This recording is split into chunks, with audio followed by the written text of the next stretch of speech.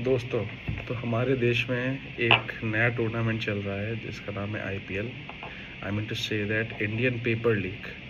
सो हमारे देश में नीट यूजी का पेपर लीक होता है, सरकारी भर्तियों के एग्ज़ाम कैंसिल हो जाते हैं और देश के करोड़ों छात्रों का भविष्य अंधकार में डाल दिया जाता है। छात्र सालों साल तैयारी करते हैं, लेकिन माता पिता पेट काट कर कोचिंग की फ़ीस भरते हैं, लेकिन परीक्षा के दिन पता क्या चलता है कि लो भाई, पेपर पहले से ही बिक चुका है। और इस धांधली पर जब हमारे केंद्रीय शिक्षा मंत्री धर्मेंद्र प्रधान जी से जब जवाब मांगा जाता है, तो जवाब के बदले क्या मिलता है? सिर्फ चुप्पी।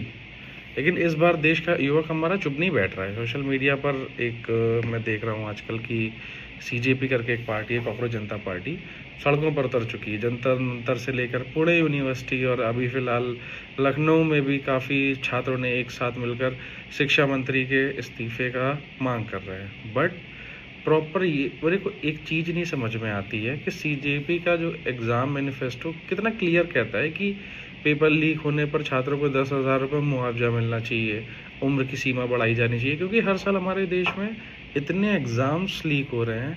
तो लोग, सपोज़ मैं एक आपको एग्जांपल देके समझाता हूँ। सपोज़ आज मेरी उम्र है 25 साल, उस एग्ज़ाम का क्राइटेरिया देने का एज ही है 25 ईयर्स। अब इस साल पेपर लीक हो गया, तो दैट्स नॉट माई फॉल्ट ना कि इस साल पेपर लीक हो गया। तो आई गेस थोड़ा सा इस पर भी हमें ध्यान देना चाहिए कि हमारी जो एग्ज़ाम्स की उम्र सीमा भी कुछ बढ़ाई जानी चाहिए, क्योंकि इतने पेपर लीक हो रहे हैं।